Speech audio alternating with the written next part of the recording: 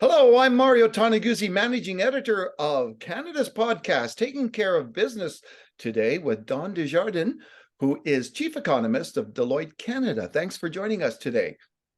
Oh, it's my pleasure, Mario. Well, newly appointed as Chief Economist for Deloitte Canada, let me just ask you a little bit about that, Don, and what you will be doing in your new role. Well, I've been asked to join the team talking to the leadership here at Deloitte about how the economy is evolving, what trends are coming to light, and as well to speak to clients who are also, wanting to understand where this economy is headed, given the extreme uncertainty it seems we've been under over the last several years. Yeah. It's really trying to provide them with some context about how the economy is likely to evolve. Well, let's talk about that economy, and let's focus first of all on the present and where we're at. How would you describe what Canada's economy is like these days? Well, I have to say, it's much more resilient than I would have anticipated it being. Certainly, we're seeing the first quarter actual expansion in our economy, and we've seen such significant job increases. So, definitely a situation where things seem to be on fairly solid footing, despite the fact that we have seen interest rates move up 4 percentage points. So it is a little startling, I have to say, Yeah. in terms of just the amount of momentum the economy is carrying forward. No, I Sorry, go go ahead. ahead. Sorry. I was just going to say, we think it's probably going to flag. Don't want to be a downer, but gotta say, the impact of these rate increases will eventually bite, in our view, and we think that that will see the consumer, step back a bit, and businesses, also looking at if they want to finance any expansion, it's a lot more costly. Hmm. Now, can you talk a little bit about the reasons, like why has the Canadian economy been so resilient? Well, I think it has a lot to do with the demographics of our economy. We have a lot of people who are in the older age bracket and are retiring. And so you're seeing a lot of more people, a lot of new people move into those jobs. We've got good growth on the immigration front. So we have more people contributing to our labor market. We also see a situation where Canadians had amassed a lot of savings during the pandemic. Mm. Now that savings, buffer, if you will, I think it is coming down, but nonetheless, it is insulating them a little bit from these higher costs. And we know that, when central banks raise interest rates, it does take some time for it really to filter through and impact consumers to the most that is going to do. So again, it's impacting some people, of course, people with variable rate mortgages. They are feeling the pain of higher interest rates right now.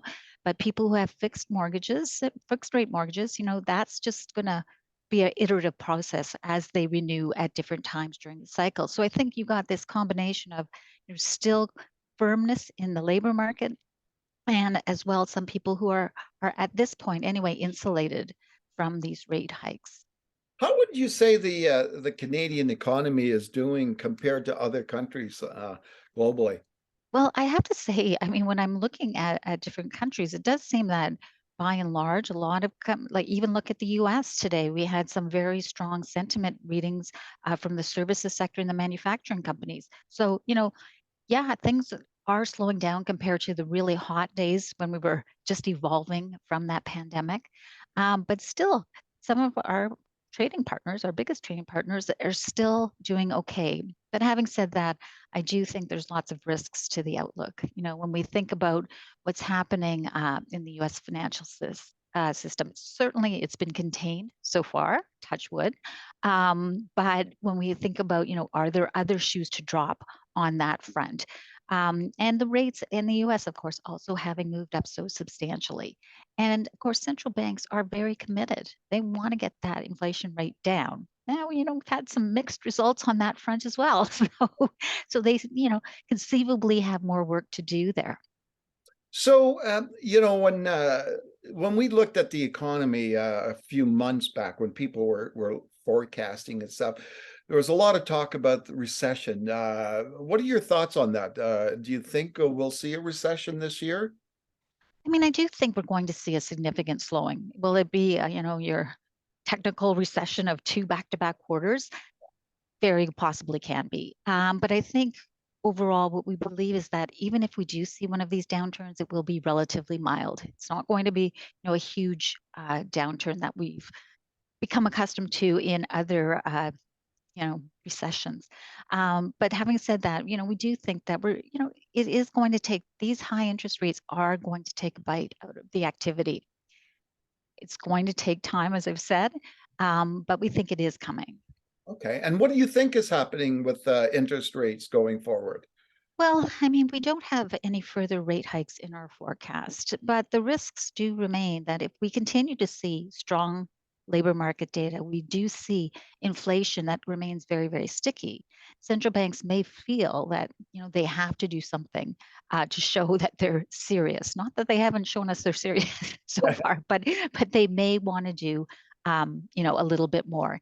Now, again, that's not our baseline forecast. We think we'll start to see some of the bloom coming off of these economic indicators, and that'll give central banks the window to just let rates be where they are, to pause, to maintain this pause. I mean, we think that they will be successful, as I say, in slowing the economy. It's Mm. just taking a little longer than normal.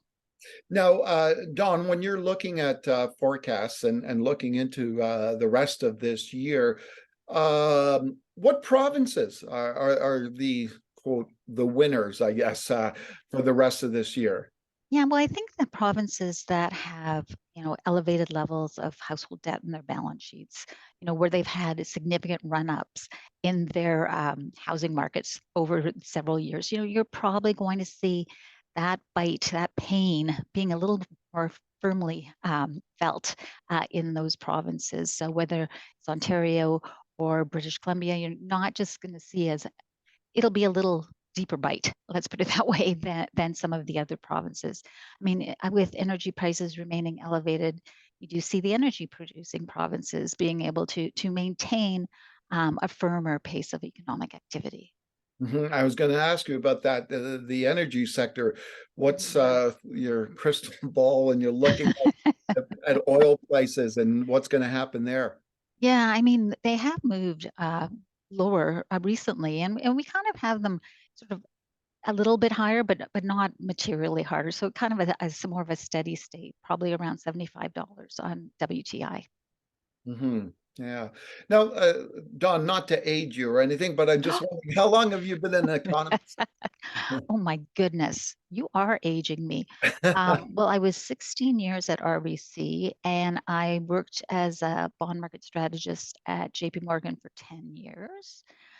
I mean, these numbers are getting kind of big. I'm going to just stop. I have other I could add, but I'm not going to. Oh, what I was going to ask is, I'm just kind of curious, over that period of time, has forecasting the art and science of Mhm. forecasting, how has that changed? Has it become more difficult, or easier now? Well, I mean, it's always been pretty difficult. But the thing is, we have more data now, and Yeah. we have more data that is almost real time. And so that does help us, quickly figure out if we're on the right path or the wrong path with our forecasts. But we also have, such significant geopolitical risks. We have, so many different factors to bring into these forecasts now, Yeah. that I think, yes, we get some better information in real time, but we're also facing an environment that is extraordinarily, I would say, uncertain. Mm. And so it does, the basic forecasting, I would say, is still intact, but we have just different tools and different ways to look at it. And I think, that is helpful. Hmm. Well, thanks very much, Don, for joining us today.